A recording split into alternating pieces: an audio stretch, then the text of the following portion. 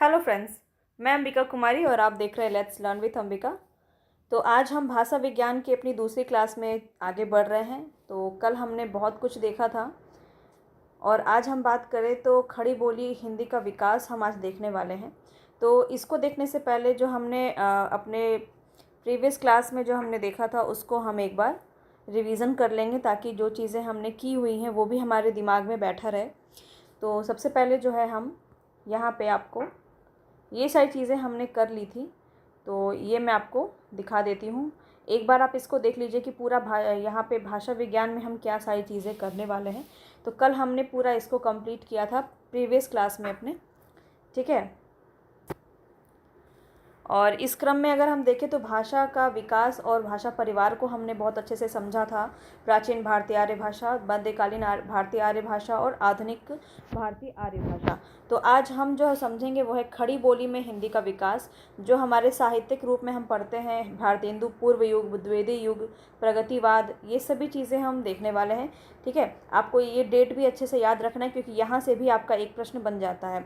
तो भारतेंदु पूर्व युग, भारतेंदु युग आपका है 1850 से 1900, द्विवेदी युग आपका 1920 से 1900 से 1920, छायावाद युग 1918 से 1936, प्रगतिवाद 1936 से 1942, प्रयोगवाद 1943 से 53। तो इस प्रकार से जो है आपका देखने को मिलता है। नई कविता भी यहाँ पे आपका 1953 से अब तक वाली बात यहाँ पे हो गई। और इसके बाद जो हम देखेंगे, जो हमारी उपबोलियाँ हैं, बोलियाँ हैं, उनके क्षेत्र, वो आपका काफ़ी जो है डीप में पूछा जा रहा है। और राजभाषा के रूप में हिंदी का विकास, भारतीय हिंदी परिषद, केंद्रीय हिंदी निदेशालय, देवनागरी लिपि के बारे में प्रश्न आपका बन रहा है। और उसके बाद हम हिंदी का अंतर्राष्ट्रीय स्वरूप, तो ये सारे टॉपिक हम देखेंगे तो हमारा बहुत हद तक जो है हमारी चीज़ें क्लियर हो जाएंगी। और ये कंप्लीट होने के बाद मैं आपको इसका पीडीएफ दे दूँगी जिसको आप और अच्छे से नोट्स वगैरह बना सकते हैं। नोट्स ज़रूर बनाइएगा क्योंकि एक क्लास देख करके आप सारी चीज़ों को याद नहीं रख सकते हैं। आपको इसके लिए आपका नोट्स चाहिए और एग्ज़ाम के टाइम में आपका नोट्स ही आपको साथ देता है। और यहाँ पे मैं आपको बता देती हूँ कि देखिए बीपीएससी का जो एग्ज़ाम है इस बार का लेवल आपका अच्छा देखने को मिलेगा, हाई रहेगा, ये आप मान के चलिए, ठीक है। क्योंकि आपके बहुत ज़्यादा कंपटीशन भी बढ़ रहे हैं और हर प्रकार की चीज़ें देखने को आपको मिल रही हैं और प्रश्न का लेवल दिनों दिन आपका बढ़ता जा रहा है। तो कुछ ऐसे प्रश्न होंगे जो काफ़ी इजी होंगे, तो उसको देख के आपको बहुत खुश नहीं होना है और बहुत हार्ड क्वेश्चन को देख के आपको बहुत ज़्यादा नर्वस भी नहीं होना है, ठीक है। तो इस प्रकार से अपने आप को न्यूट्रल रखिए। और जो इजी वाले क्वेश्चन है, जो इन किसकी रचना है, ये सब वगैरह पूछते हैं ना, ये हर कोई कर लेता है, तो आप भी कर लेंगे। और इस पर लेकर हमने बहुत सारी ऑलरेडी क्लासेस ली हुई हैं। तो अब मैं थोड़ा फोकस कर रही हूँ कि उन चीज़ों पर ध्यान दिया जाए जहाँ से प्रश्न आपके जो हैं थोड़ा डिटेल में पूछे जाते हैं। जिस प्रकार से अन्य लोग उन चीज़ों पर ज़्यादा फोकस नहीं करते हैं जितना वो हिंदी साहित्य का मतलब रचना, बहुत सारे लोगों के माइंड में यही होता है कि रचना को याद कर लो बस आपका हिंदी साहित्य हो जाएगा। तो ऐसा नहीं है। बहुत ज़्यादा जो है आपका क्रम से क्वेश्चन अब देखने को मिलता है, क्रम से प्रश्न रहता है जिसके लिए आपको डेट याद होना चाहिए, ठीक है। तो थोड़ा डेट पर फोकस करेंगे, ऐसे प्रश्न पर हमें ध्यान देना है। अब जो है आपका सीधा रचना नहीं पूछता है, रचना के बारे में आपका प्रश्न बनता है। तो पैटर्न के अनुसार अपने आप को भी, अपने तैयारी पर भी आपको चेंज लाना है।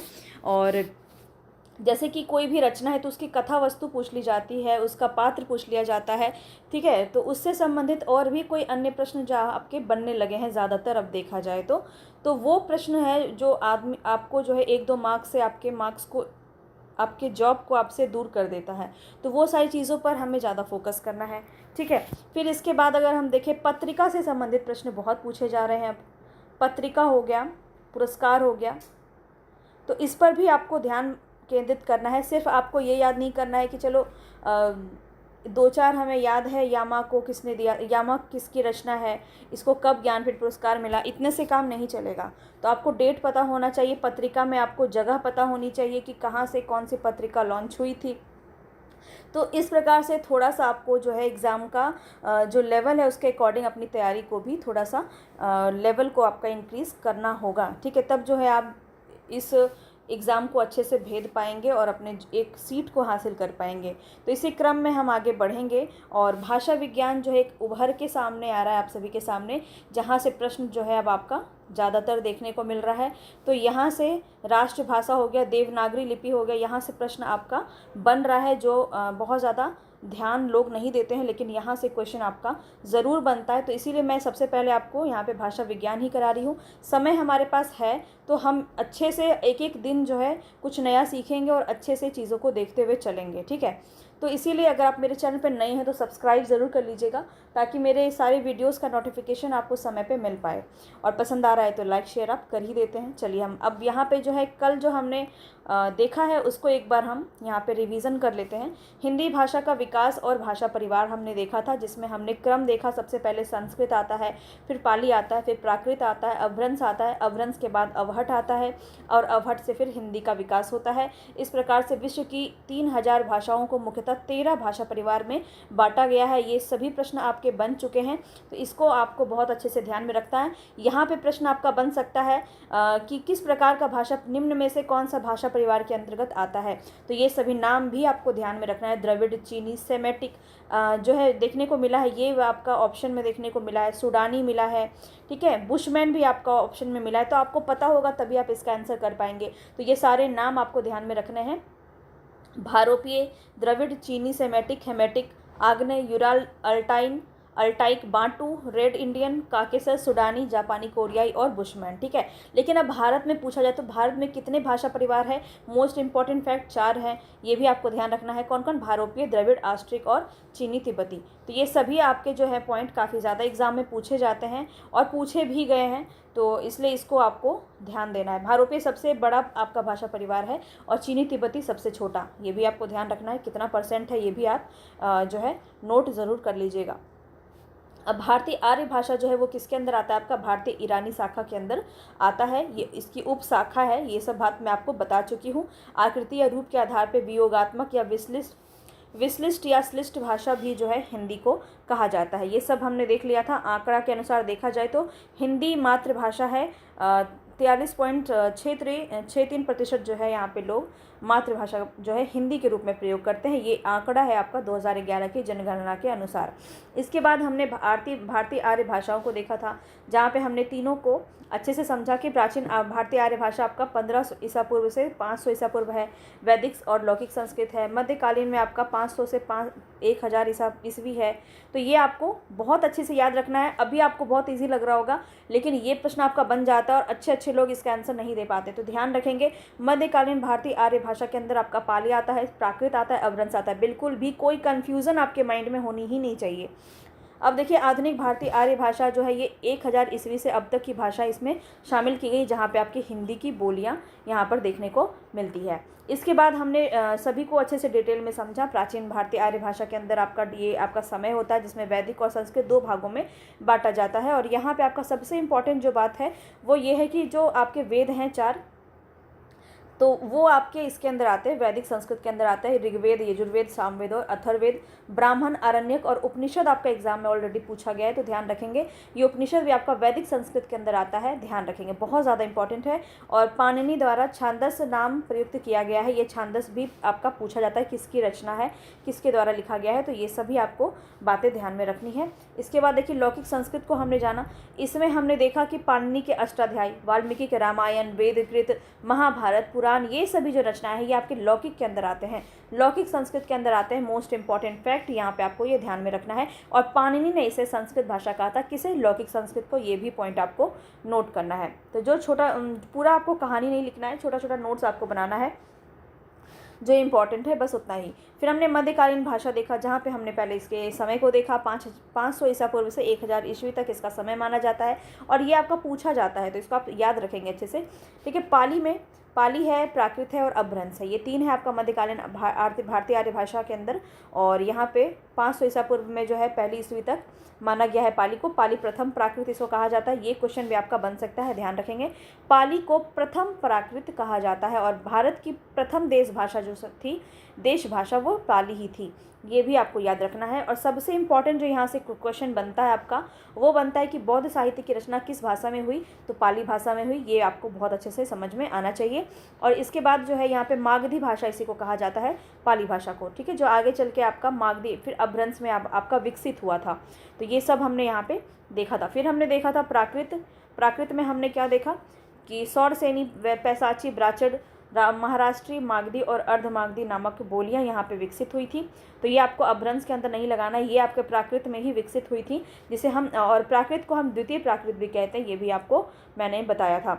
और यहाँ पे आपका जो जैन साहित्य है, भगवान महावीर के जितने भी उपदेश हैं वो आपके प्राकृत भाषा में दिए गए हैं। ये सभी बात हमने देखा यहाँ पे, और सब आपको क्लास में ही याद कराने की मैं कोशिश कर रही हूँ कि ज़्यादा से ज़्यादा हम रिपीट करें चीज़ों को ताकि वो याद हो जाए, ठीक है। और छोटा छोटा मैं तोड़ तोड़ के आपको पढ़ा रही हूँ ताकि आपके पास एक ही बार में पूरा बर्डन ना आ जाए और आप चीज़ों को अच्छे से समझ पाएँ। अब अपभ्रंश में देखिए यहाँ पे आपका समय ये तीसरी अवस्था है मध्यकाल भाषा की, ठीक है। और 500 ईस्वी से 1000 ईस्वी के मध्य ये आपका रहता है। और अपभ्रंश की शुरुआत 8वीं शताब्दी में कवि स्वयंभू से मानी जाती है और पौमचर्यु इनकी रचना है, काव्य राम काव्य पर आधारित है।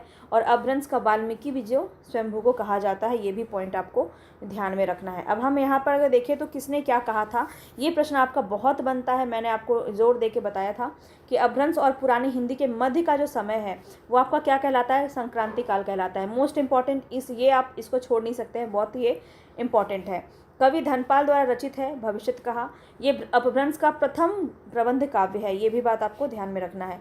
अपभ्रंश को रामचंद्र शुक्ल ने प्राकृताभास कहा है, चंद्रधर शर्मा गुलेरी ने पुरानी हिंदी कहा है। देखिए रामचंद्र शुक्ल का प्राकृताभास ये आपका काफ़ी बार पूछा गया है, ठीक है, तो ध्यान में रखेंगे इसको। विद्यापति ने देसी बनना कहा, यानी कि देसी भाषा कहा है विद्यापति को।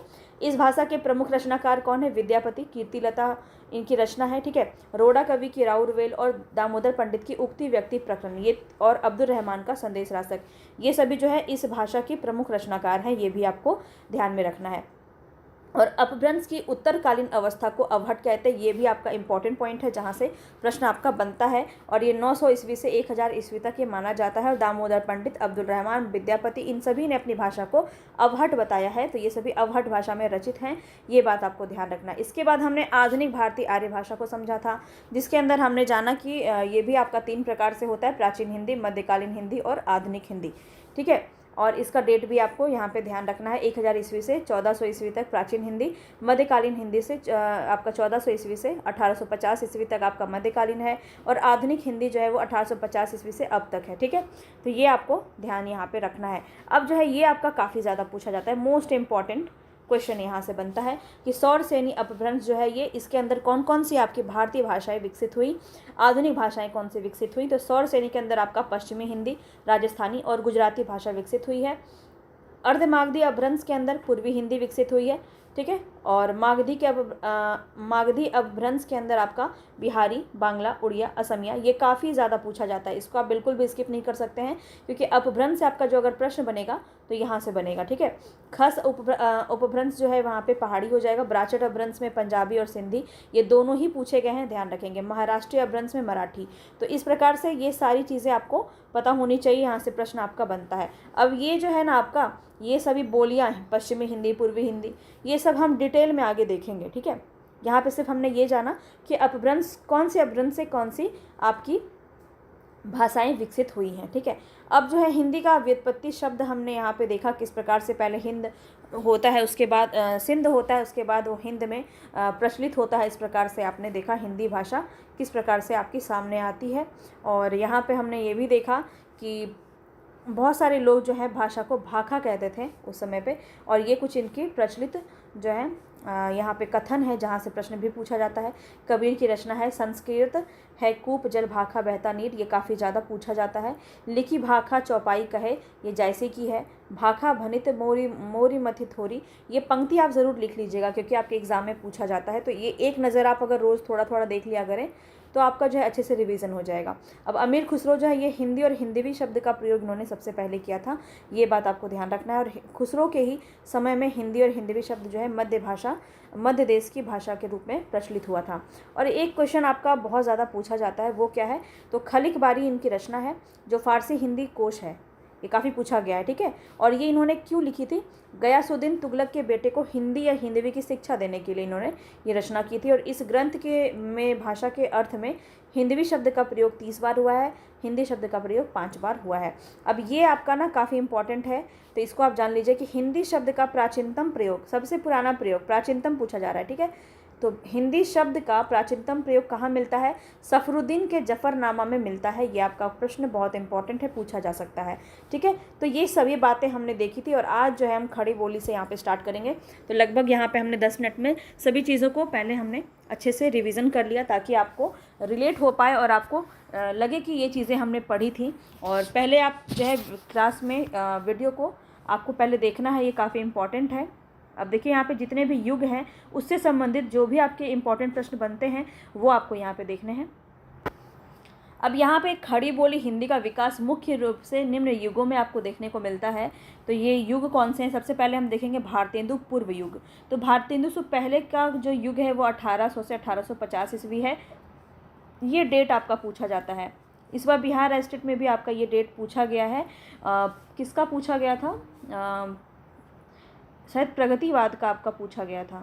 ठीक है, तो ये डेट आपको याद रखना है। यहाँ से एक प्रश्न बन जाता है, इजी है लेकिन कभी कभी इजी क्वेश्चन भी जो है गलत हो जाता है रिवीजन के जो है रिवीजन ना कर पाने की वजह से, इसीलिए आपको इसको बार बार देखना है। काफ़ी इंपॉर्टेंट मैं फैक्ट आपको यहाँ पे बता रही हूँ। तो देखिए भारतेंदु युग में हिंदी भाषा की स्वीकृति को लेकर संघर्ष था और शुद्ध खड़ी बोली जो है हिंदवी के पुराने नमूने अमीर खुसरो और बन्ना नवाज गेसुदराज की रचनाओं में मिलता है। तो ये दो नाम आपको याद रखना है।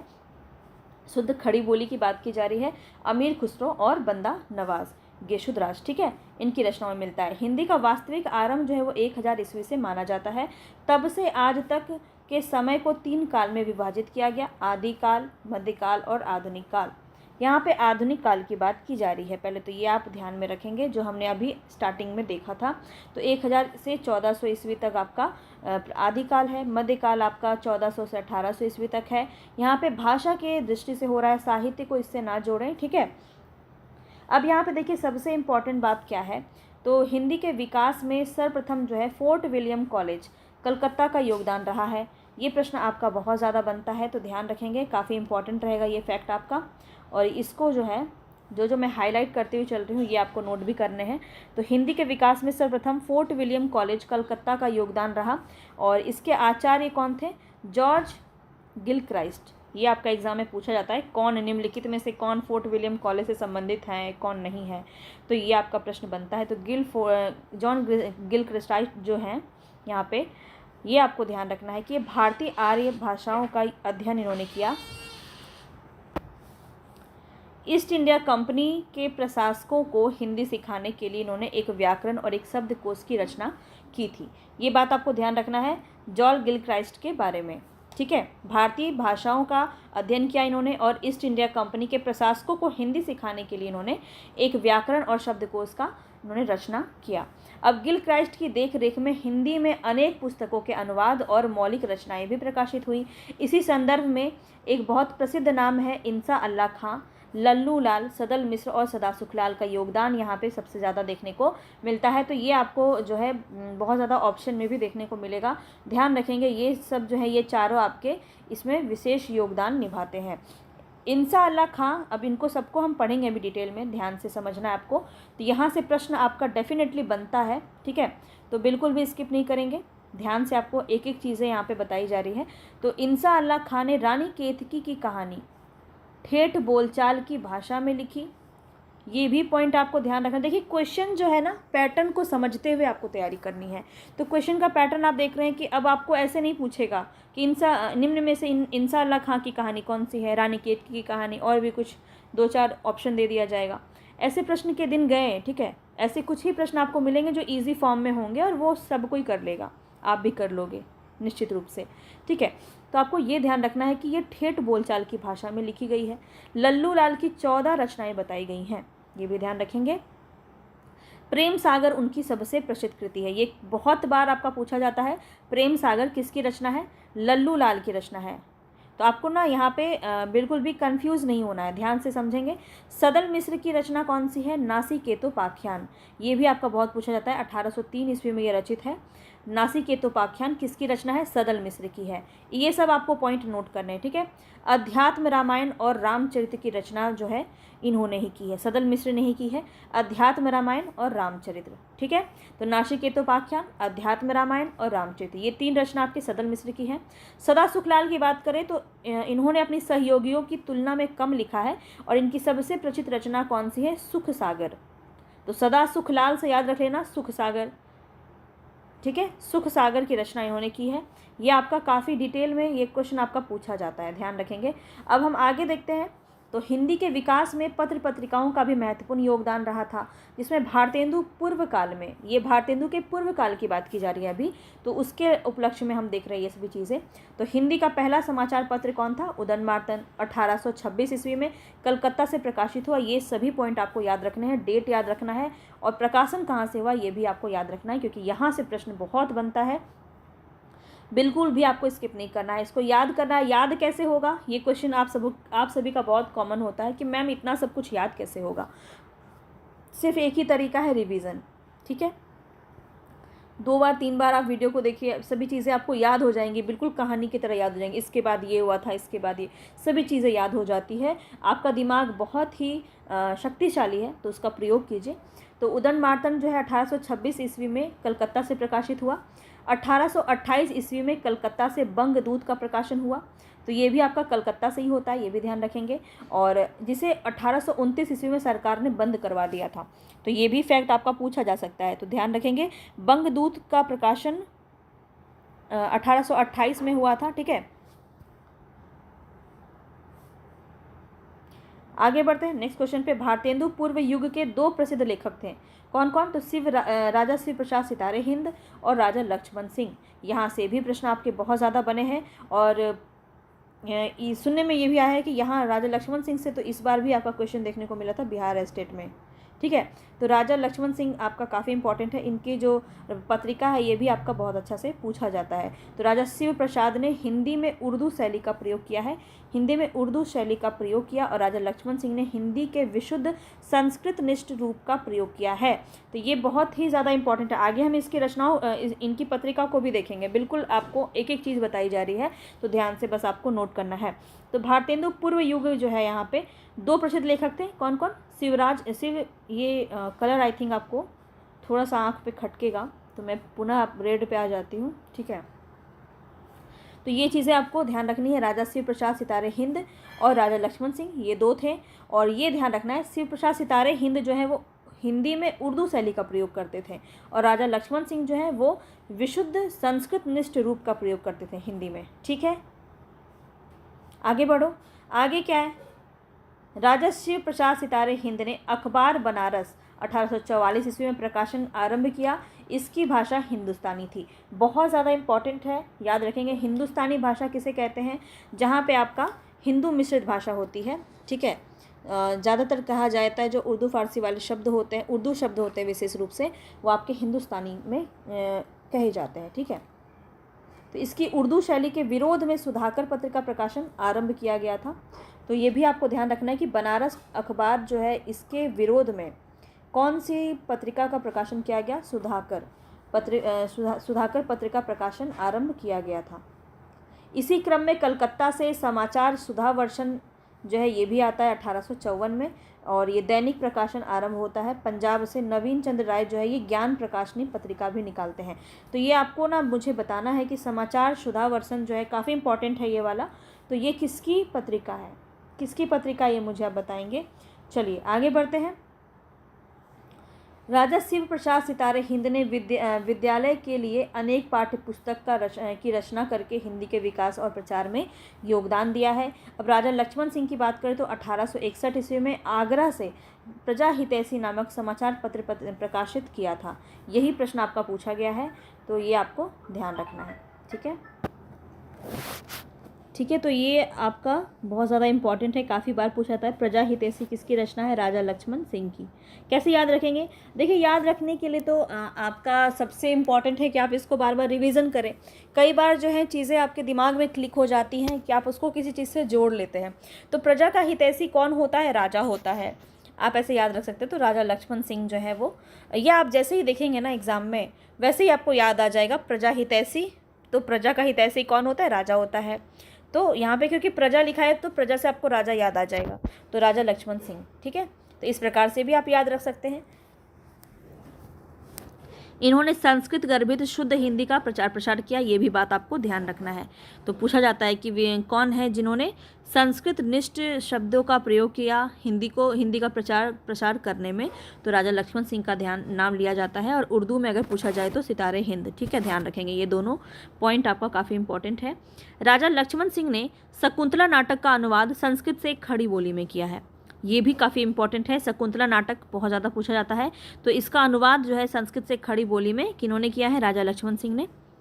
ईसाई पादरियों ने अपने धर्म के प्रचार के लिए हिंदी को माध्यम बनाया, इससे हिंदी के प्रचार प्रसार में बड़ी सहायता मिलती है। और 1817 ईस्वी में कलकत्ता बुक सोसाइटी और 1833 ईस्वी के लगभग आगरा स्कूल बुक सोसाइटी की स्थापना हुई, इससे विभिन्न विषयों की पुस्तकों का प्रकाशन हुआ।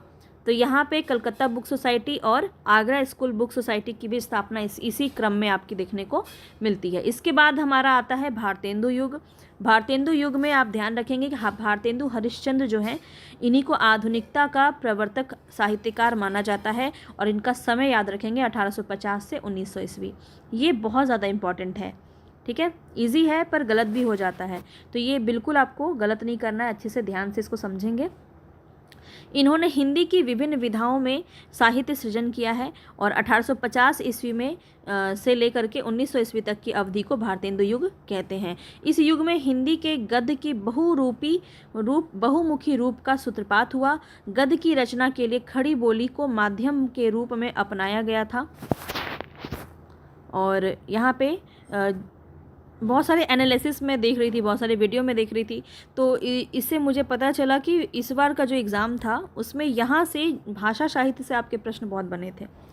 ठीक है, तो ये सभी चीज़ें आपको ध्यान में रखनी है और काफ़ी ज़्यादा इम्पॉर्टेंट हो जाता है इस माध्यम से देखा जाए तो गद्य की रचना के लिए खड़ी बोली को माध्यम के रूप में इन्होंने अपनाया। और भारतेंदु ने राजा शिव प्रसाद सितारे हिंद की अरबी फारसी प्रधान हिंदी और राजा लक्ष्मण सिंह की संस्कृत निष्ठ हिंदी के बीच का मार्ग अपनाया था।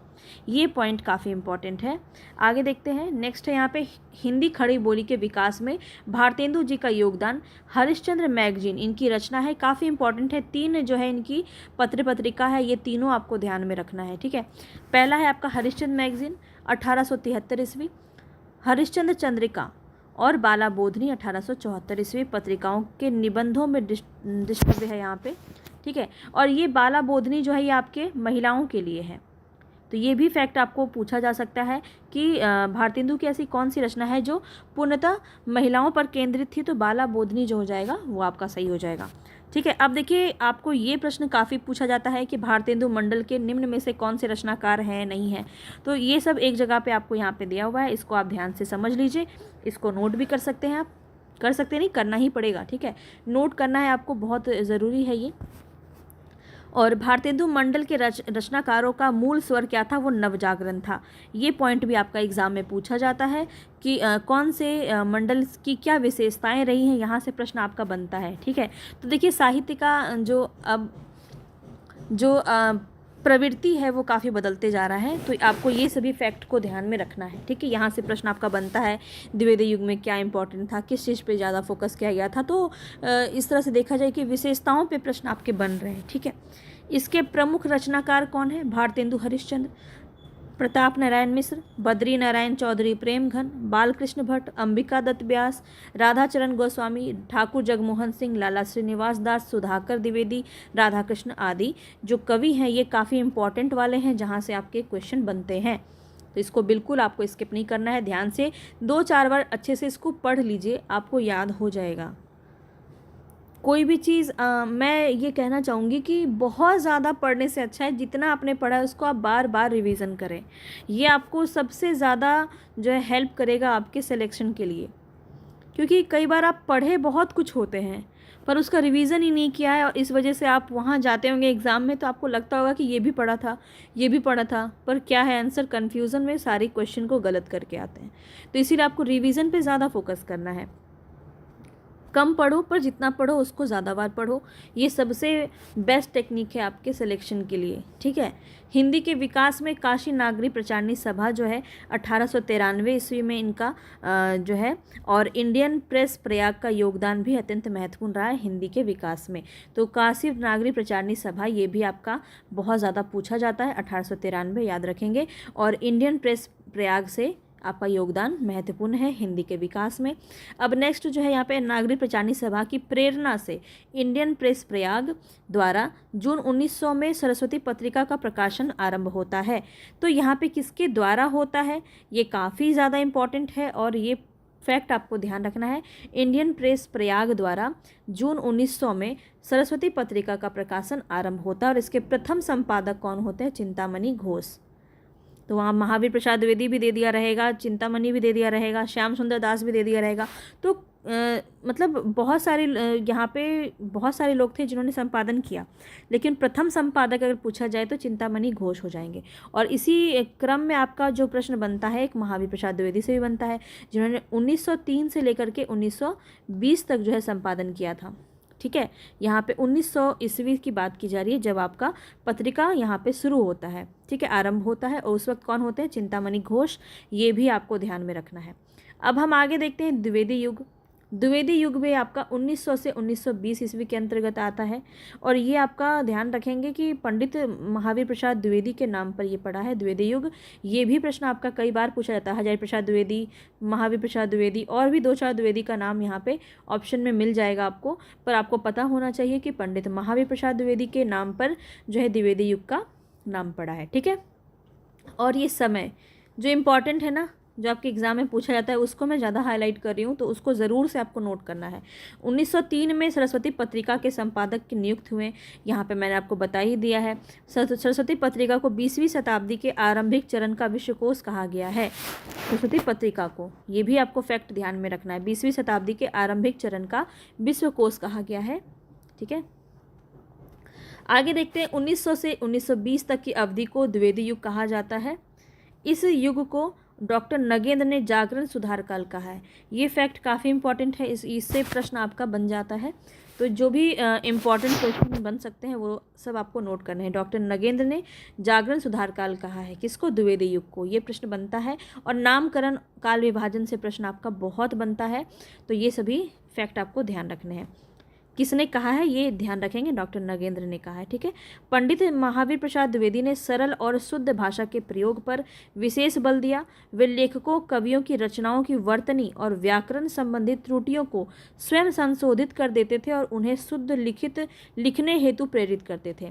तो इन्होंने जो है, यहाँ पे आपका प्रश्न ये भी बन सकता है कि ऐसे कौन सी पत्रिका थी जो व्याकरणिस्ट और वर्तनी संबंधित चीज़ों पर ज़्यादा फोकस करती थी, शुद्धता पर ज़्यादा फोकस करती थी, तो वो था आपका सरस्वती पत्रिका। तो यहाँ पे ये सभी चीज़ें भी आपको ध्यान में रखनी है। अब देखिए सबसे इम्पॉर्टेंट जो पूछा जाता है वह है द्विवेदी युग के प्रमुख कवि कौन कौन है। तो मैथिली शरण गुप्त, रामचरित उपाध्याय, अयोध्या सिंह उपाध्याय हरिऔध, नाथुराम शर्मा शंकर, सियाराम शरण गुप्त, महावीर प्रसाद द्विवेदी, जगन्नाथ दास रत्नाकर, राय देवी प्रसाद पूर्ण और गया प्रसाद शुक्ल स्नेही, राम नरेश त्रिपाठी, बालकृष्ण शर्मा नवीन। तो वहाँ बालकृष्ण भट्ट जो थे वो किस में थे, भारतेंदु युग में थे। और बालकृष्ण शर्मा नवीन जो हैं ये द्विवेदी युग में हैं। ये भी बड़ा कन्फ्यूज़न होता है, तो ध्यान रखेंगे, ठीक है। भट्ट साहब जो थे आपके वो भारतेंदु में थे, ठीक है। अभी हम पूरा रिवीजन भी करेंगे एक बार अच्छे से, ताकि आपको बिल्कुल भी कोई परेशानी ना हो। ये सभी चीज़ें आपको पता होनी चाहिए, छोटी छोटी बातें हैं। अब छायावाद युग में देखिए आपका पत्र पत्रिका से संबंधित जो हिंदी विकास में आपका ज़्यादा योगदान दिया था वो था आपका सबसे ज़्यादा भारतेंदु युग। तो उसको हमने थोड़ा सा ज़्यादा डिटेल में पढ़ा।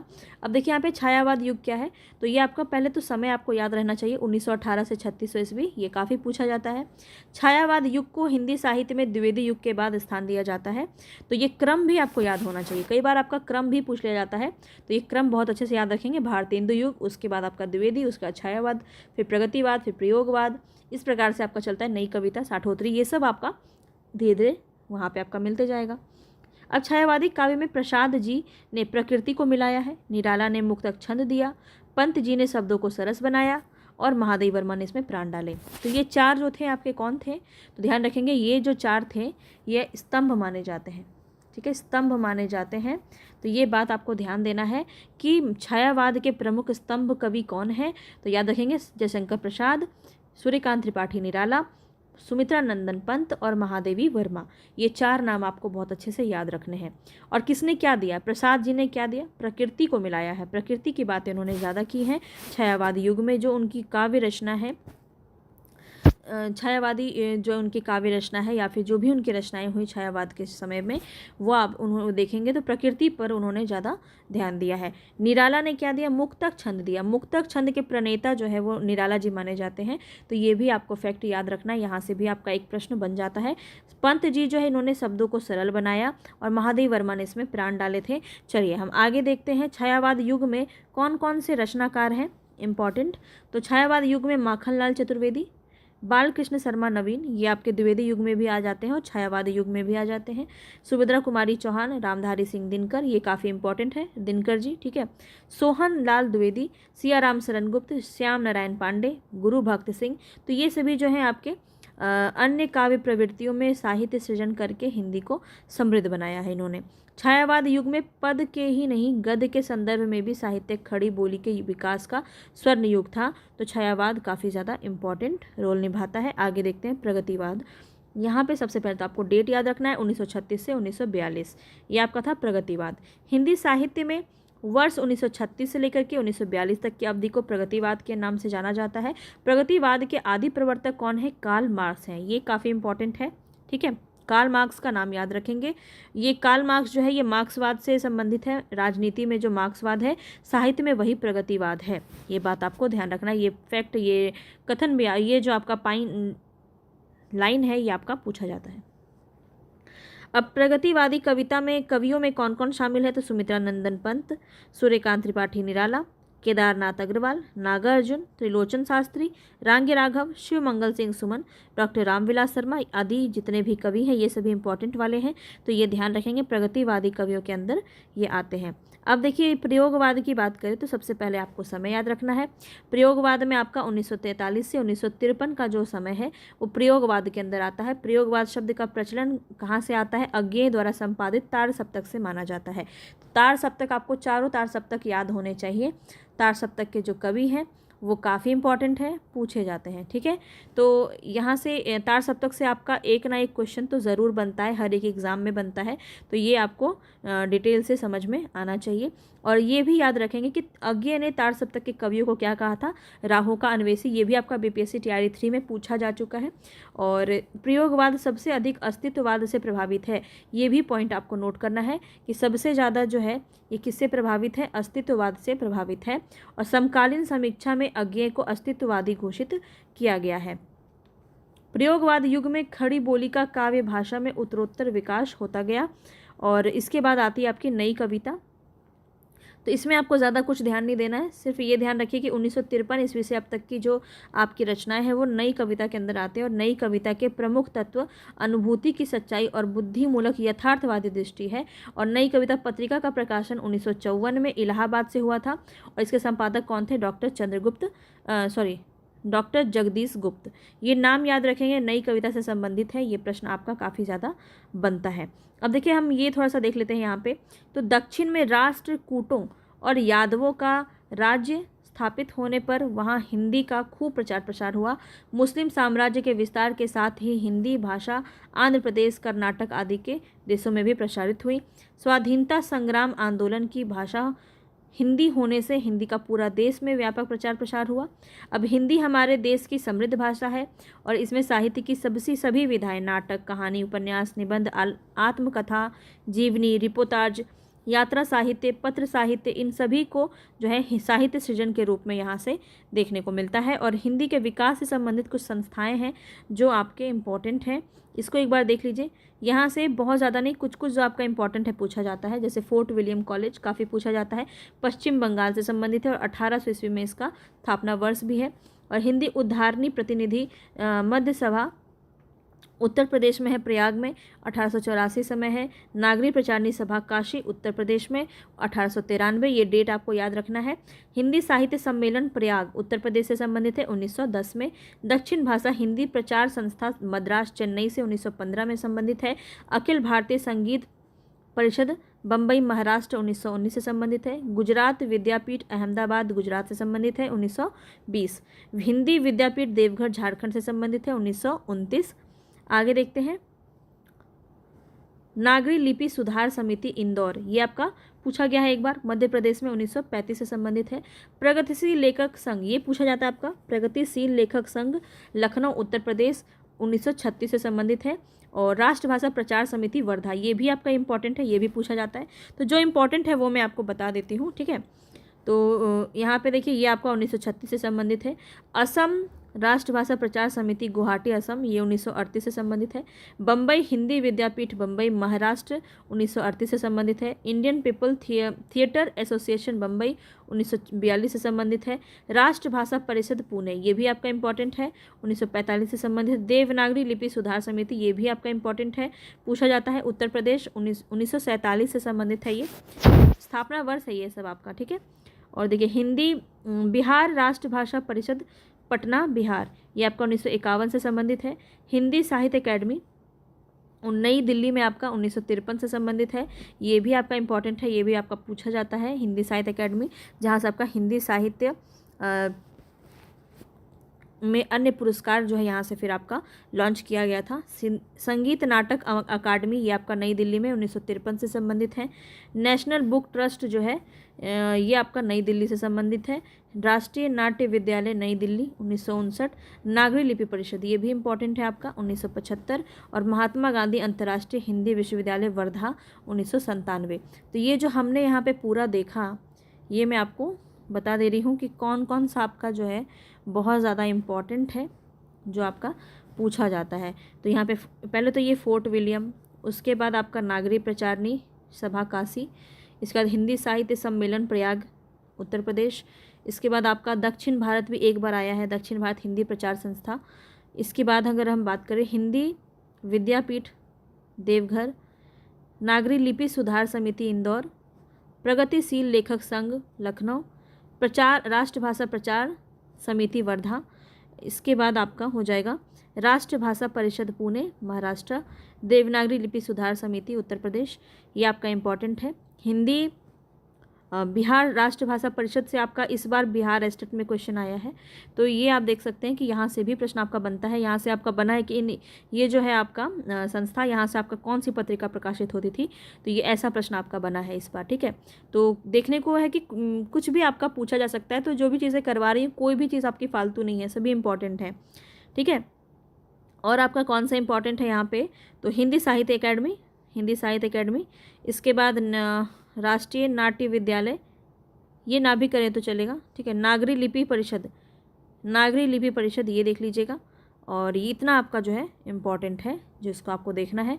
अब जो हमारा नेक्स्ट क्लास होगा उसमें हम हिंदी की उपबोलियाँ देखेंगे, जिसमें ये काफ़ी पूछा जाता है, कौन सी भाषा आपका किससे संबंधित है, विभाषा क्या होता है।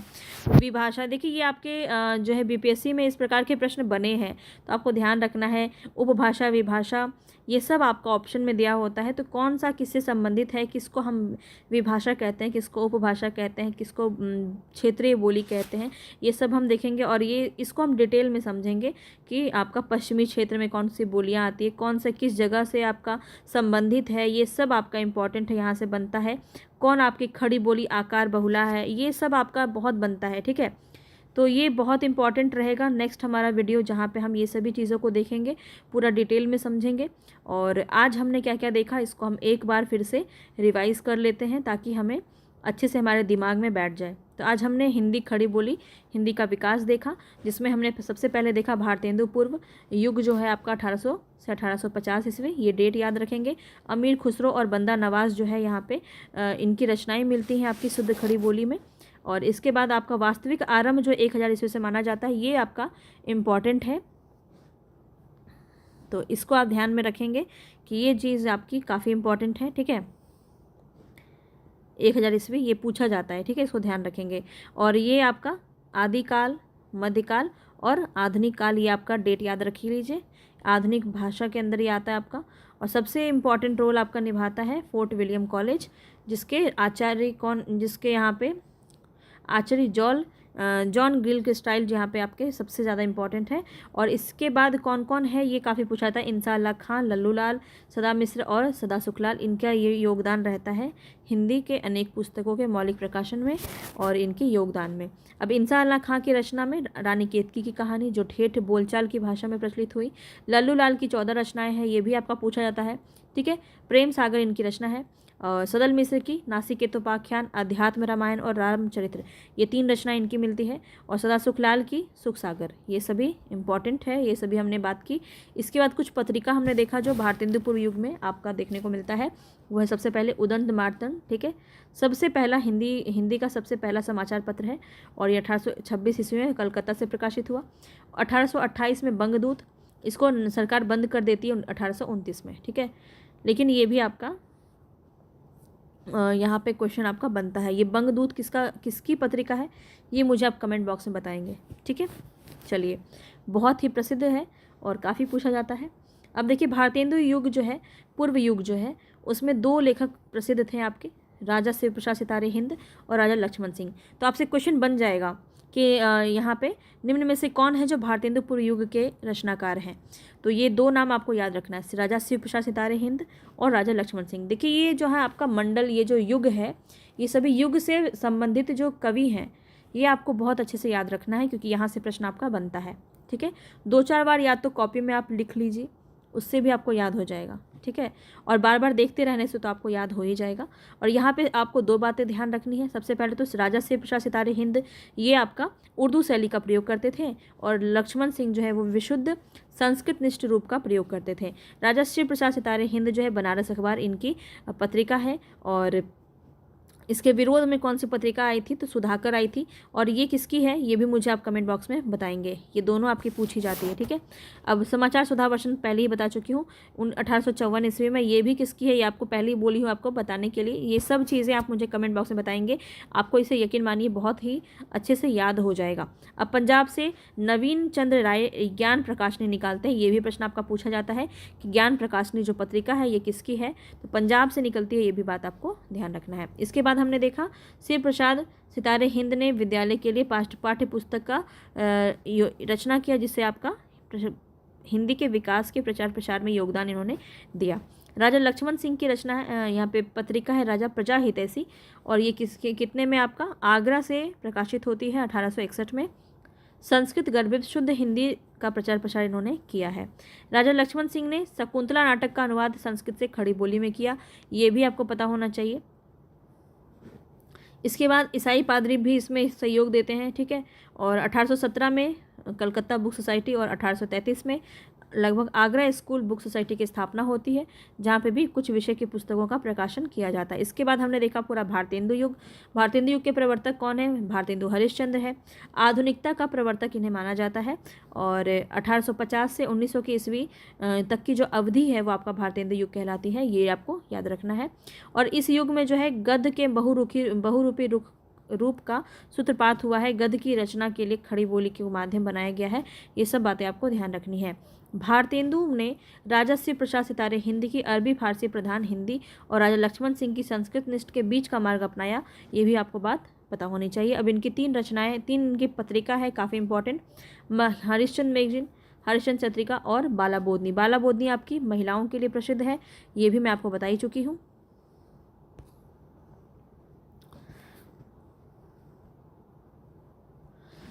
तो इसके बाद हम क्या देख रहे हैं, इसमें जो सबसे इम्पॉर्टेंट है कि मूल स्वर क्या था, भारतेंदु मंडल का नवजागरण, बहुत इंपॉर्टेंट है, ध्यान रखेंगे।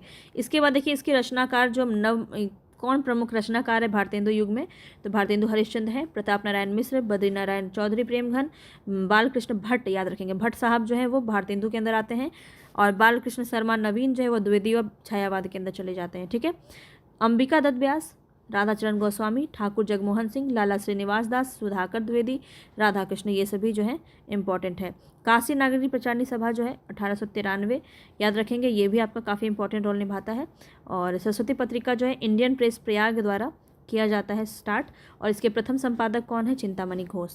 ये सब हमने देख लिया। इसके बाद भारतेंदु युग में हमने क्या देखा, तो महावीर प्रसाद द्विवेदी 1903 से सरस्वती पत्रिका का संपादन करते हैं। ठीक है, 1903 से लेकर के 20 तक जो है द्विवेदी युग का समय है, और ये पूरे अपने समय में याद रखिएगा 20 यहाँ पे सरस्वती पत्रिका का संपादन ये करते हैं। तो ये काफ़ी इंपॉर्टेंट है कि 1903 से लेकर के 20 तक जो है संपादन इन्होंने किया है। अब ये काफ़ी इंपॉर्टेंट है कि डॉक्टर नगेंद्र ने जागरण सुधार काल कहा है द्विवेदी युग को, ये काफ़ी इंपॉर्टेंट है, इसको भी आप नोट कर लेंगे।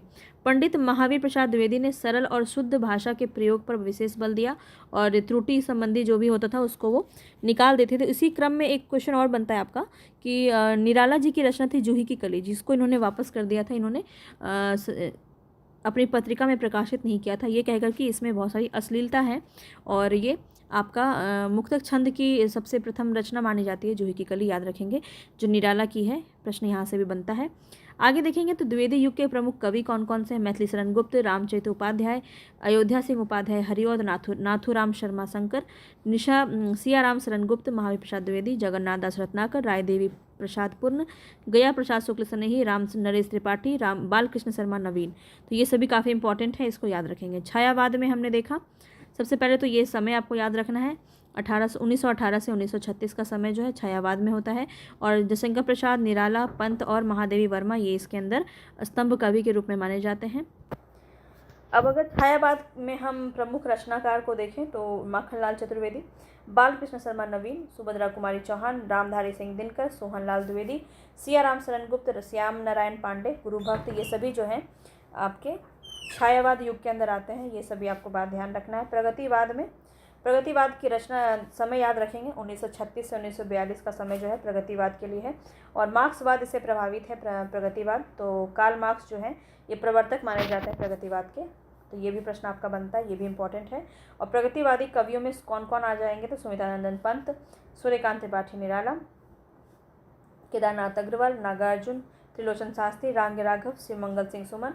तो ये काफ़ी ज़्यादा जो है रामविलास शर्मा, ये सब पूछा जाएगा आपका, और एक से ज़्यादा प्रश्न ऑप्शन भी आपके सही होते हैं। आपको याद रखना है कि 5 ऑप्शन वाला जो है एक कांटा आपके पास है जो हर बार गड़ जाता है, याद रखेंगे। यहाँ से क्वेश्चन आपका बन जाता है, कई बार आपको 2 दिए होते हैं, यहाँ पे सुमित्रानंदन पंत को डाल दिया जाएगा, और शिव मंगल सिंह सुमन को डाल दिया जाएगा। तो आप सिर्फ इसको लगाएंगे तो गलत हो जाएगा, ये बात आपको ध्यान रखना है, क्योंकि आपको ये नहीं सोचना है कि जो ये छायावाद के प्रवर्तक प्रमुख स्तंभ कवि हैं सुमित्रानंदन पंत, तो ये प्रगतिवाद में नहीं हो सकते। तो ये इसलिए मैं आपको ये सभी चीज़ें बता रही हूँ कि आपको कंफ्यूज नहीं होना है। अगर 2 नाम दिए तो ये दोनों आपके अंदर प्रगतिवाद के अंदर आ जाएंगे। ठीक है, देखिए आगे देखिए, नेक्स्ट जो है यहाँ पे प्रयोगवाद युग आपका 1943 से 1953, और इसका समय अज्ञेय द्वारा ये संपादित जो तार सप्तक है इससे माना जाता है। अज्ञेय ने तार सप्तक के कवियों को राहु का अन्वेषी कहा है। अस्तित्ववाद से प्रभावित है, ये प्रश्न भी बनता है आपका, और समकालीन समीक्षा में अज्ञेय को अस्तित्ववादी घोषित किया गया। ये सभी प्रश्न आपके पूछे जाते हैं। ठीक है, आगे देखेंगे नई कविता से संबंधित प्रश्न। तो नई कविता में क्या बनेगा आपका कि 1953 ईस्वी से ये आपका माना जाता है। 1954 में इनकी एक पत्रिका आती है, नई कविता पत्रिका, ये इसके प्रकाशन वर्ष याद रखेंगे 1954। और ये किसकी है, इसके संपादन कौन है, तो जगदीश चंद्र गुप्त है, इलाहाबाद से ये प्रकाशित हुआ था। इतनी बातें आपको इसमें ध्यान रखनी है। तो ये हमने देख लिया, और इसमें हमने कुछ संस्थाओं को देखा, ये संस्था आपको याद रखना है। सबसे इम्पोर्टेंट है फोर्ट विलियम कॉलेज, 1800 ईस्वी में ये पूछा जाता है। हिंदी उद्वारणी प्रतिनिधि मध्य सभा प्रयाग उत्तर प्रदेश। नागरिक पंचायती सभा आपका इंपॉर्टेंट है 1993 में। हिंदी साहित्य सम्मेलन प्रयाग उत्तर प्रदेश आपका 1910 में। सभी चीज़ें देखेंगे हम, कौन कौन सा जो है सम्मेलन हुआ था, विश्व सम्मेलन हुआ था हिंदी के लिए, तो वहाँ से भी आपका प्रश्न बहुत बनता है। सभी चीज़ें आपको कराई जाएंगी, तसल्ली से आपको पूरा देखना है। और छोटा छोटा कोटेशन में मैं आपको ये सभी चीज़ें कंप्लीट करवा रही हूँ ताकि आपके पास बर्डन ना हो। और रिपीट भी कर लिया हमने पूरे एक ही क्लास में हमने अच्छे से, और उम्मीद है आपको ये सभी चीज़ें समझ में आ गई होंगी। अब यहाँ पे देखें हम, और इम्पॉर्टेंट में कौन सा आ जाएगा, बता चुकी हूँ आपको। नागरिक लिपि सुधार समिति, प्रगतिशील लेखक संघ, ये आपका 1936 में याद रखेंगे। राष्ट्रभाषा प्रचार समिति वर्धा जो है महाराष्ट्र से संबंधित है, ये भी 1936 में, ये भी आपको याद रखना है।